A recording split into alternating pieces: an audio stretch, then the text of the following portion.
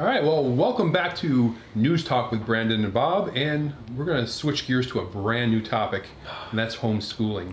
Right in the chest. Right in the chest. And very recently, we were just talking moments ago about this kind of rise of authoritarianism, and we're seeing that in other aspects too, and that's as far as education. And this is from the Harvard magazine. I just want to read something out of it.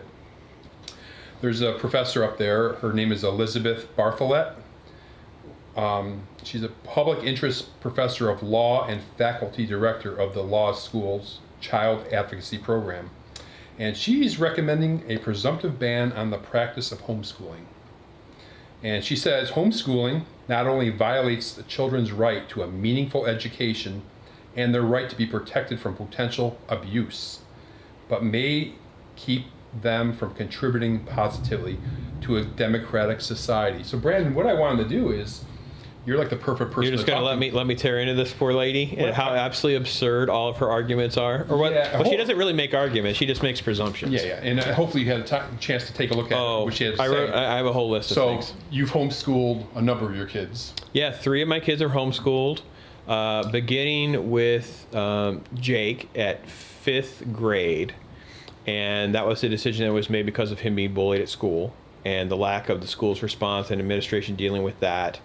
And then the 2 girls were both homeschooled, and a lot of that stemmed from the budget cuts to the gifted program, the way they were not sort of like triaging them and advancing them in the proper speed with their skill set. So we homeschooled them their whole career. Wildly successful. Sierra graduated actually early because she was able to dual enroll, those kinds of things. And I could not believe the phrase that she actually used of meaningful education. Yep. Like, the public schools are just so wonderful. And I went back and looked at just a few things, and I was like, wait a minute. So, we're always being told that we have constant safety concerns with our schools. They're always unsafe. That they focus on standardized testing, so they fall completely behind compared to other countries on they get no government, they get no social studies, the science is lagging behind now, all these other extraneous things. History is completely abolished, hardly any history, and it's all revisionist history with a very certain narrow focus, right? The bullying's out of control, overcrowding's out of control, and by the way, there is a lot of abuse in the school. I found some data. So my data, 2004, the Education Department estimated 1 in 10 students have been sexually abused by their teacher. That's 1 in 10. But Slate called this an epidemic in 2012, so just in 8 years. And then in 2017, we have the most recent data that I was actually able to find and verify came from 2017. And it said the kids from 8th to 11th grade, 7%, so 3.5 million students have reported at least some sort of physical, sexual content from an adult, a teacher or a coach.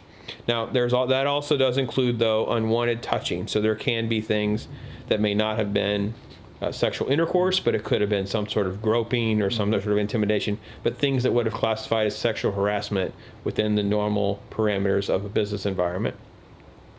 And now they're saying that this stat is predicted to be at least 10%, which is 4.5 million kids. So not quite as wonderful as she thinks it is, in my opinion. But she thinks it's a threat to U.S. democracy. Sure she does. Yeah. What about the education? How do you compare the education between homeschooling and, I guess she's promoting the public school system here? So the one thing for us that we discovered really quickly was, and I've always recommended with folks as they're even determining if they should homeschool or not, and obviously during the outbreak, a lot of folks have been forced to work with their kids at home, is one, there are a lot of resources. It is not difficult to get books, to get online courses. Most counties and states offer free online courses.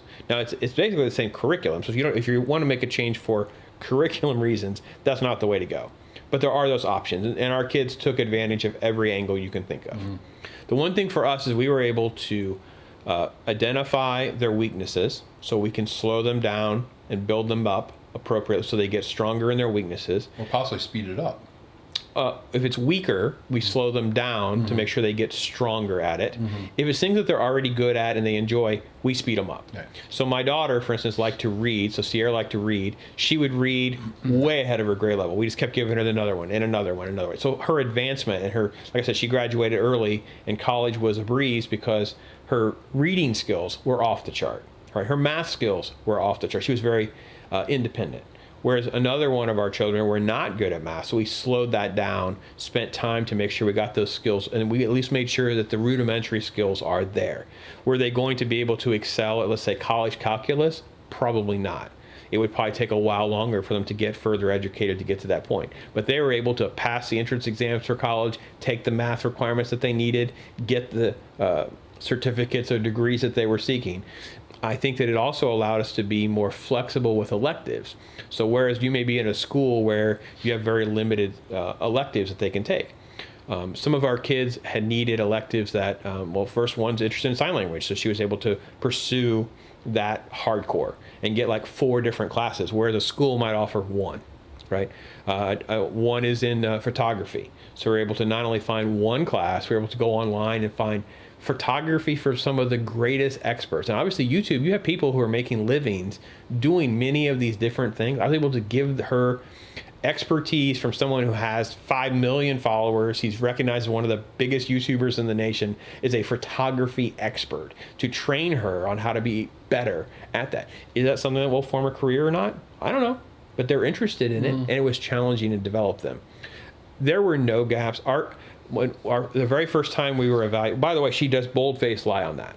I actually had that marked. There's a paragraph later on, and she says, quote, that despite the even apparent requirements such as submitting curriculum and providing evidence that teaching and learning are taking place, she says it's not necessarily enforced. I'm not going to speak for the 49 other states. But definitely Florida.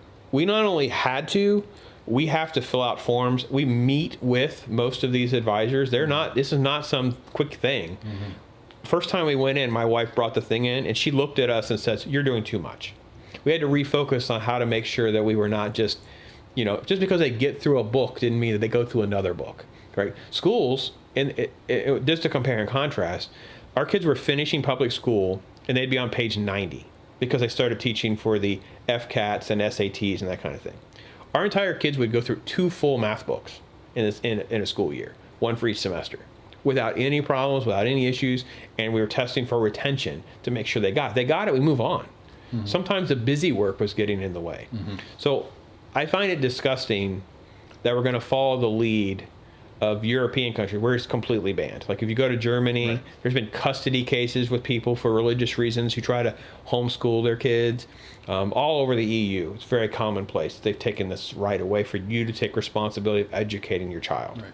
And the shift to public education has totally gotten away. We've shortchanged all of the sectors that involve trade studies. So we have massive shortages of people who know how to do plumbing, types of engineering that involve physical labor and motor work instead of just going to be electrical engineers. We have those. They're great, high-paying jobs.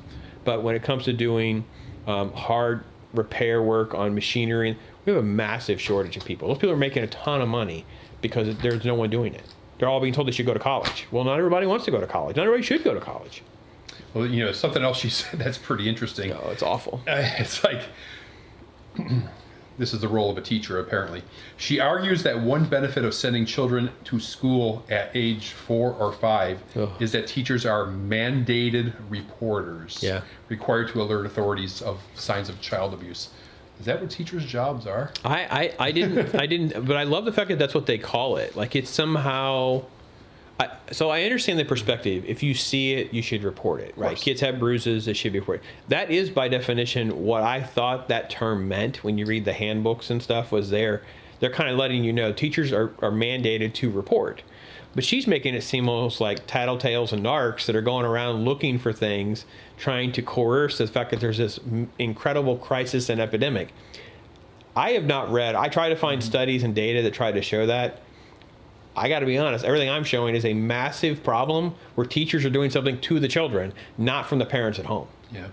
Yeah, and just to close this out,